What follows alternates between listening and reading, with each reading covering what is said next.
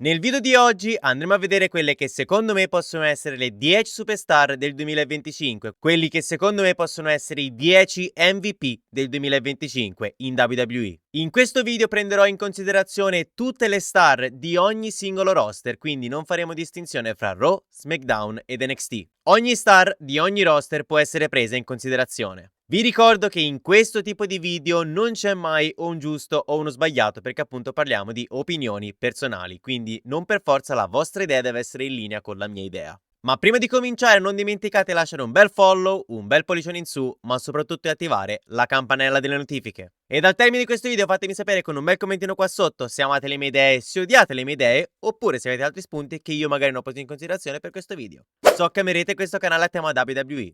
Iniziamo subito e la prima superstar che voglio inserire nel listone è Drew McIntyre. Sì, anche oggi, anche in questo video ho inserito Drew McIntyre. E tutto questo perché non posso non parlare di Drew McIntyre. Drew McIntyre è stata la mia superstar del 2024 in WWE, ha avuto letteralmente un anno fantastico, un anno straordinario e per tutti quelli che dicono che Drew McIntyre ha solo perso nel 2024, io vi dico che sbagliate perché pensate anche a tutto quello che ha ottenuto.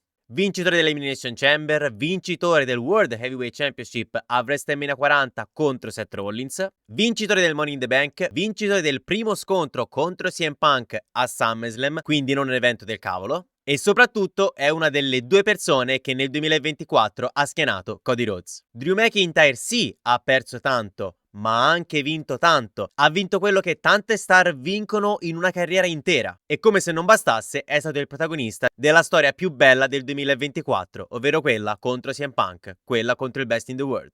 E per quelli che sono i presupposti del 2025, anche questo anno può essere letteralmente il suo anno. Drew McIntyre ha chiuso il 2024 andando alla caccia della Bloodline e l'obiettivo dichiarato del suo inizio 2025 è quello proprio di distruggere tutta la famiglia samoana, è quello di distruggere Roman Reigns ed è per questo che nel breve termine, se non direttamente a WrestleMania qualora The Rock non fosse disponibile, mi aspetto proprio un match fra Drew McIntyre e Roman Reigns. E ripeto, questo è solo l'inizio. Drew McIntyre all'orizzonte ha tantissime storie. C'è una possibile storia contro Cody Rhodes, visto anche quello che abbiamo visto nella prima puntata del 2025. A me personalmente piacerebbe vederlo tantissimo come ultimo avversario di John Cena, colui che costringe John Cena al ritiro e soprattutto è considerato da chiunque come una delle superstar più in rampa di lancio per poter diventare campione massimo nel 2025. Drew McIntyre si sta meritando tutto l'amore che sta ricevendo dai fan in questo momento storico, sta lavorando da Dio ed è migliorato anche in tutti quei dettagli che personalmente durante la pandemia non mi facevano troppo impazzire e soprattutto è diventato letteralmente un dio al microfono. Si è imposto e si sta imponendo come uno dei volti principali della WWE e considerando la sua grandissima crescita ritengo obbligatorio inserirlo nella lista dei possibili MVP del 2025.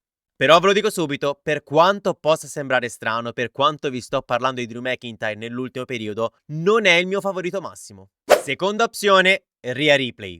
Nel debutto di Raw su Netflix, la Mami è finalmente riuscita a vendicarsi su Liv Morgan, riprendendosi quel titolo che sostanzialmente non aveva mai perso. E dopo un 2023 da dominatrice ma senza avversarie, un 2024 da dominatrice fino a WrestleMania 41 per poi ritrovarsi in una faida molto mal gestita contro Liv Morgan, il 2025 potrebbe veramente essere il suo anno. Rhea Ripley sta diventando un fenomeno importantissimo per la WWE. E personalmente ritengo che nessuna donna nella storia sia mai riuscita a dare alla WWE quello che effettivamente sta dando oggi Rhea Ripley. Rhea Ripley sta diventando una star a livello mondiale che va anche oltre il wrestling. Rhea Ripley sta portando una quantità di fan incredibile nel mondo del wrestling. Ormai la conosce letteralmente chiunque e questa è una cosa incredibile, soprattutto considerando anche quella che era Rhea Ripley nel 2022. Nella storia, Trish Stratus è stata fondamentale per mantenere un minimo di credibilità nel wrestling femminile dell'epoca. Becky Lynch è la protagonista del momento più importante della storia del wrestling femminile e Ronda Rousey ha dato il suo grandissimo contributo, però era già Ronda Rousey. Ed ora abbiamo Rhea Ripley che sta facendo la sua parte, la sua enorme parte. E ripeto, il 2025 può essere il suo anno, può essere l'anno di Rhea Ripley, però secondo me tanto dipenderà dal draft.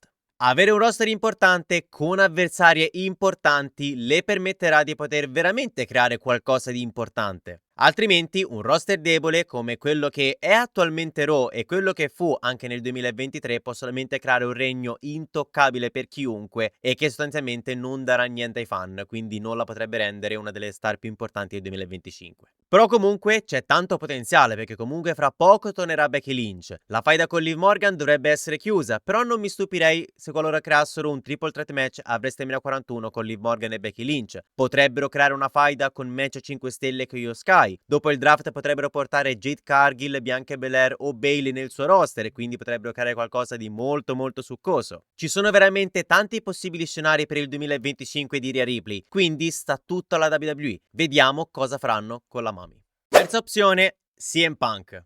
Anche se non ha vinto un titolo come Rhea Ripley, anche CM Punk ha iniziato il 2025 col botto, guadagnandosi una vittoria devastante contro Seth freaking Rollins nel debutto di Raw su Netflix. Una vittoria super pulita dove il Best in the World ha resistito letteralmente a tutto. GTS, Stomp, pedigree sul tavolo, letteralmente tutto. È stato un CM Punk versione Hulk Hogan.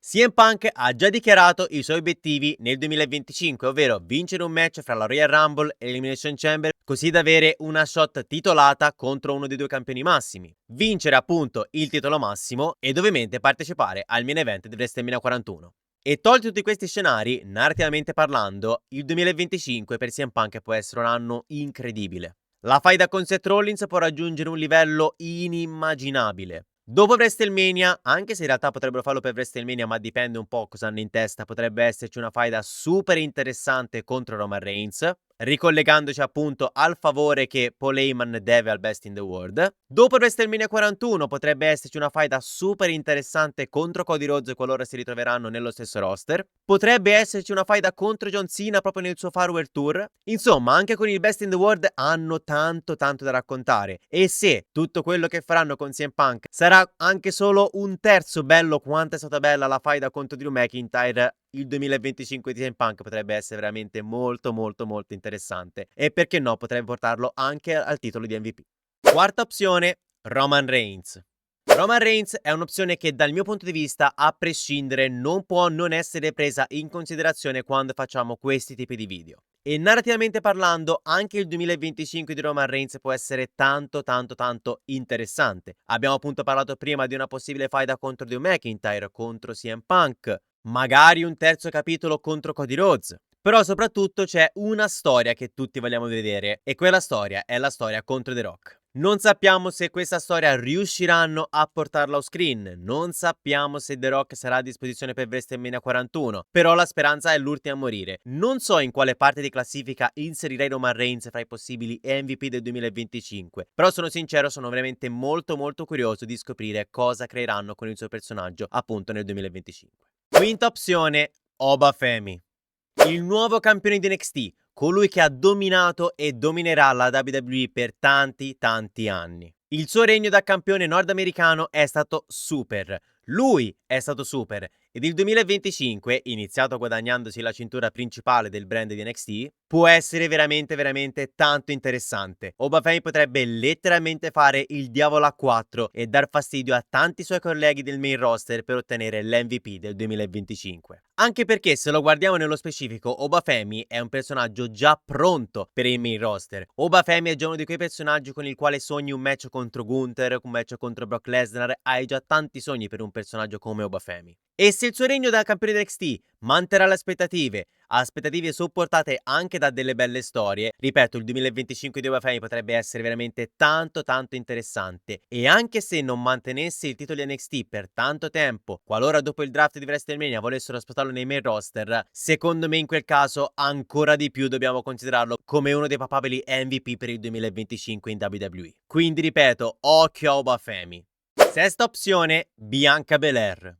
Secondo il mio punto di vista, il 2025 di Bianca Belair può veramente regalarci delle grandi soddisfazioni. Soprattutto se succederà una cosa di cui io personalmente sono convinto, ovvero il suo turnil. Continuo a pensare che Bianca Belair sia la principale protagonista dell'attacco ai danni di Jade Cargill. Certo, penso che anche Naomi ha avuto un ruolo nella vicenda, però continuo a pensare ancora che Bianca Belair sia la testa principale dell'intera situazione. Bianca Belair da heel potrebbe rivoluzionare il mondo attuale della WWE, soprattutto in questo momento storico dove Bianca Belair ha tanta più esperienza e soprattutto anche Bianca Belair sa di essere una star fatta e finita. E se decideranno di fare quel passo, Bianca Belair potrebbe veramente prendersi di forza l'intera divisione femminile in WWE. E soprattutto potrebbero iniziare a gettare le basi di quello che potrebbe essere uno dei due main event di WrestleMania 42, la Mami Rhea Ripley contro la IST Bianca Belair. Staremo a vedere, però io sono molto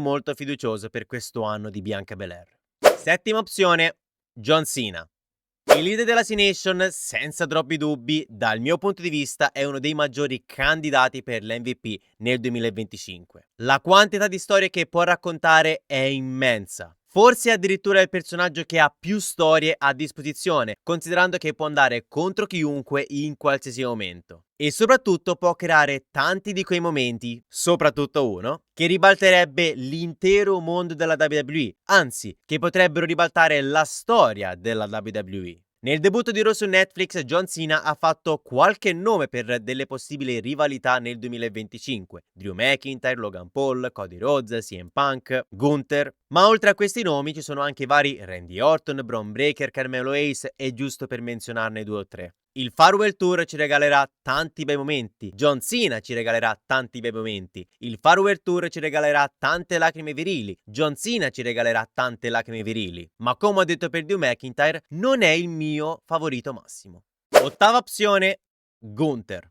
Non mi sentivo di non inserire l'attuale World Heavyweight Championship in questa classifica, però se onesto è quello per cui ho meno good vibes all'MVP del 2025. Ci regalerà tantissimi match da urlo, ci regalerà anche belle storie, ne sono convinto, però ho la sensazione che tutto quello che farà, compresa la rivalità contro Goldberg per la quale sono in un ingiustificato hype, non gli permetterà di avvicinarsi a quel riconoscimento. Come potenzialità di storyline può anche essere un bell'anno, appunto c'è Goldberg, come vi ho detto prima, ci potrebbe essere Brock Lesnar qualora ritornasse, ci potrebbe essere John Cena e tanti altri. Però ripeto, non ho grandi vibes per il 2025 di Gunther, o quantomeno in questo tipo di situazione dove l'abbiamo messa, dove appunto cerchiamo di capire quale sarà l'MVP del 2025. Nona opzione, Jimmy Uso. Probabilmente la maggior parte di voi si aspettava che inserissi il fratello Jay in questa classifica, però no, io penso che il 2025 può essere più l'anno di Jimmy che l'anno di Jay. Anzi, io se devo essere totalmente onesto, preferisco Jimmy a Jay. Certo, Jay gasa perché ha lo yeet, tutto quello che volete. Però come personaggio, come performer, come talker, secondo me Jimmy è nettamente superiore al fratello. Se scritto bene, Jimmy può avere un anno di redenzione importantissimo e questo anno potrebbe letteralmente dar vita ad una nuova star. Anche solo per il mid-carding, considerando quanta gente c'è nel main event nel 2025. Quindi, dal mio punto di vista, tutto dipende dalla WWE. Prima di dirvi l'ultimo nome di questa classifica, voglio farvi una piccola menzione d'onore, e quella menzione d'onore è per Jey Uso. Il motivo per cui inserisco Jey Uso in questa menzione d'onore è perché, secondo me, nel 2025, anche se per poco tempo, potrebbe effettivamente vincere un titolo massimo. E di conseguenza, considerando questo non piccolo aspetto, appunto, ho deciso di fare questa menzione d'onore per Jey Uso. Però non ritengo Jey Uso uno dei candidati all'MVP del 2025. Però sarei effettivamente felice di sbagliarmi. Staremo a vedere.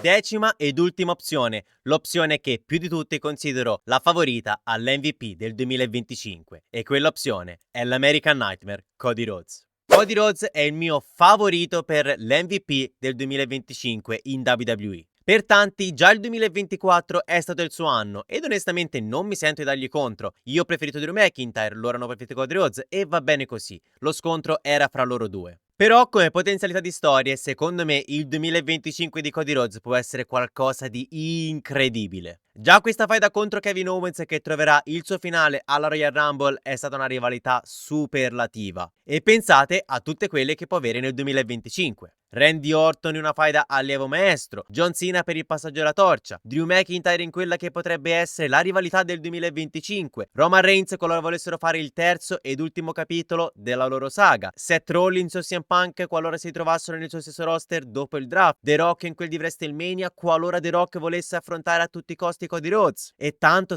altro. un mare di occasioni con nomi giganteschi e pensate anche alla quantità di banger match che può avere Cody Rhodes in questo 2025. Il 2025 può essere più che mai il suo anno e visto che se ne parla veramente tantissimo voglio farvi un pronostico. No, secondo me Cody Rhodes non tornerà heel nel 2025. Dal mio punto di vista sarebbe veramente troppo presto. E se la storia che hanno in mente è quella che vi ho già raccontato un po' di tempo fa, ripeto quello che ho detto allora, devono andare con grande calma. Se ne devono fregare del pensiero dei fan, se ne devono fregare della fretta dei fan, se ne devono fregare di quello che dicono i fan e devono continuare per la loro strada. Perché se la storia che hanno in mente è quella, possono creare un qualcosa di galattico, ma per creare qualcosa di galattico gli serve tempo, devono andare piano. Quindi mi fido di Triple H perché Triple H, a cui piace il long term storytelling, con Cody Rhodes può trovare il massimo della sua creatività. Quindi lo ripeto, Cody Rhodes è il mio favorito massimo per l'MVP del 2025 in WWE.